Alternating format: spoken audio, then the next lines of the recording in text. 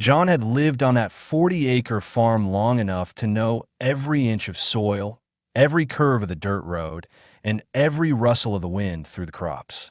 The land wasn't just property for him. It was memory, sweat, and the legacy of his parents who had built the farm from nothing.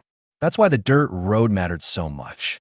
It was private, protected, and marked with more "No trespassing" signs than any other property in the county. Locals respected it. Delivery drivers followed the rules. Even hikers avoided it just out of courtesy. But then Karen arrived, the kind of neighbor who saw rules as suggestions and other people's boundaries as inconveniences. Karen drove a shiny white SUV that always seemed too clean for the countryside. And every morning, like clockwork, she blasted down John's private road as if she owned it, tires throwing dust clouds so thick they coated the nearby crops in a dull brown film. John's dogs barked and scattered every time she barreled through, and a few times she came so close to hitting them that John found himself sprinting from the porch, shouting warnings she pretended not to hear. After the third near miss, he approached her politely at her mailbox and said, "Ma'am, this road is private. Please stop using it." She rolled her eyes, smirked, and replied, "Relax. I'm not hurting anything." John didn't give up. He printed a polite notice explaining the county records, even highlighted the map, and taped it to her door. Karen crumpled it and tossed it on the ground. When the sheriff's deputy came by at John's request, even he told her, "Ma'am, this isn't a public easement. You can't drive here." But Karen just folded her arms and said confidently, "I'll keep using it. He doesn't own the ground beneath the road. Roads belong to people." The deputy gave John an apologetic look before leaving, telling him to document everything. But Karen didn't just continue. She escalated. She started using the road more often, speeding faster, honking when livestock grazed too close, and acting as though she were doing John a favor by passing through quietly some days. And then one afternoon, after a night of heavy rain, John discovered something that made his jaw clench tighter than it had in years. Tire tracks, deep, wide, and unmistakably from Karen's SUV, cut straight across his newly planted field. Not on the road, not near the road, through the field, through the rows of crops he had spent weeks preparing.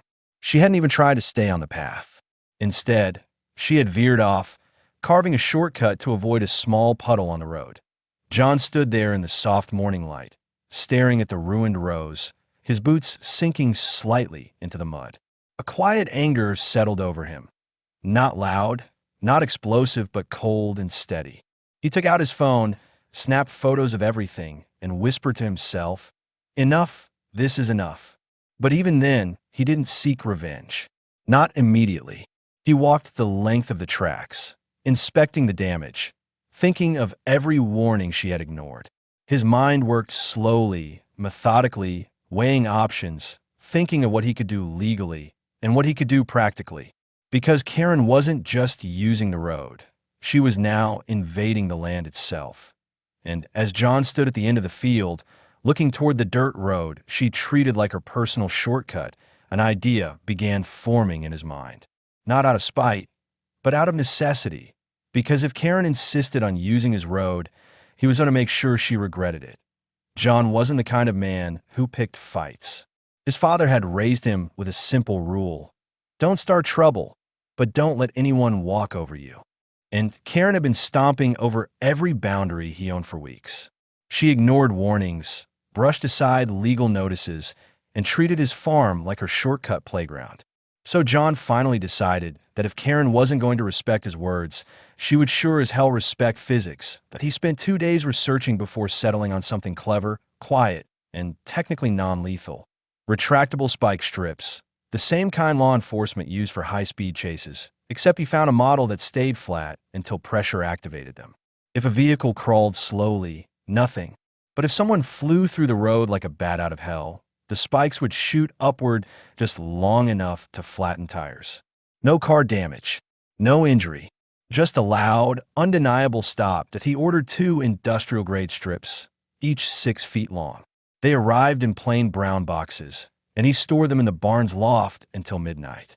When the moon hung low and the crickets masked his footsteps, John walked the dirt road with a shovel and a headlamp.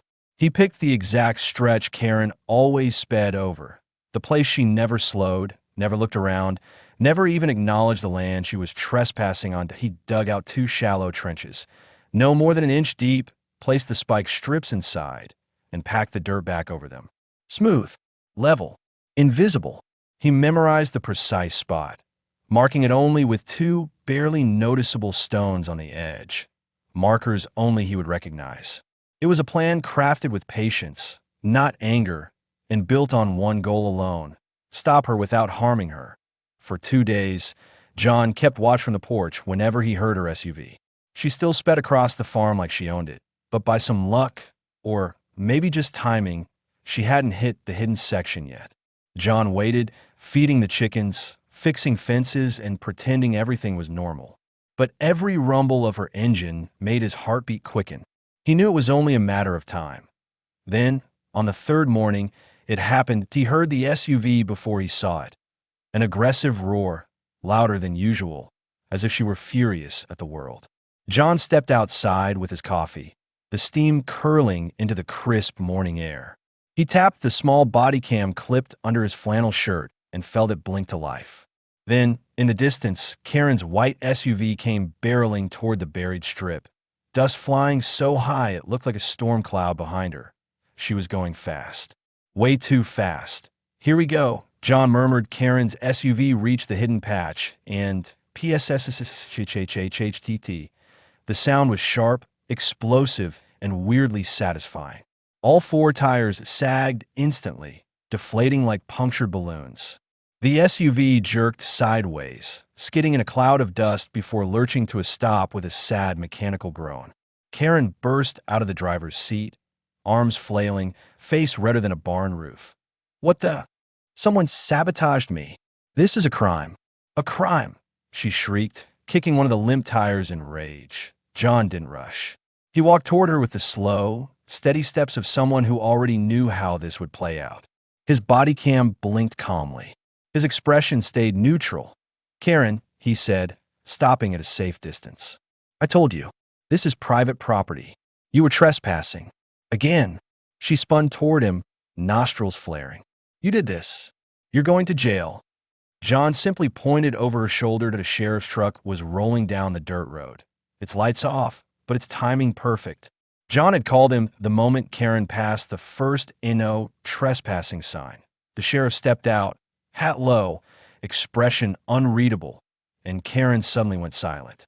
The sheriff stepped out of his truck with the slow, steady confidence of a man who had already dealt with Karen more times than he cared to admit. He took one look at the deflated tires, then at the dirt road, then at John, who stood with his hands in his pockets, calm as a stone. Finally, the sheriff sighed, rubbed his forehead, and muttered, "Well, I guess we're doing this again." He walked over to the spot where the SUV sat lopsided like a wounded animal. He kneeled down, pressed his finger into the dirt around the tire tracks, and inspected the surface with the eye of someone who'd spent half his career writing reports on rural property disputes. After a moment, he stood up, dusted his hands, and looked straight at Karen. "Ma'am," he said plainly, "you've been warned multiple times. This road is not public. It never has been. And every time you've driven through here, you've trespassed." That simple sentence cracked something inside Karen. She threw her hands in the air, pacing wildly, her voice swinging between anger and panic. "He set a trap. He did this on purpose. He could have killed me. This is sabotage. This is illegal. He vandalized my car. But the sheriff held up a hand. "No, ma'am. What you did is illegal. What he did is self-protection." He motioned to John. "He has weeks of video evidence of you trespassing.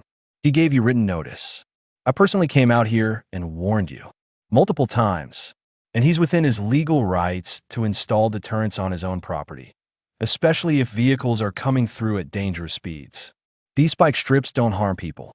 They stop cars. And I'm looking at the speed you were going. You're lucky all you lost were tires." Karen's mouth fell open, but no sound came out. Her face went bright red, anger and humiliation mixing like paint. The sheriff continued, pulling a small stack of papers from his clipboard. I have citation for trespassing, reckless driving on private property, and, oh, this one's new destruction of agricultural product. He pointed toward the field she had cut through weeks earlier. Each slip of paper hit her hand like a hammer point. 1, 2, 3, the total fines? Enough to replace the tires twice over. John simply watched, silent, his body cam still recording. The scene reached peak embarrassment when Karen's husband arrived in their second car, towing a small trailer with a winch. He took one look at the flat tires, then at Karen's enraged expression, and tried not to laugh. His lips trembled. His shoulders shook.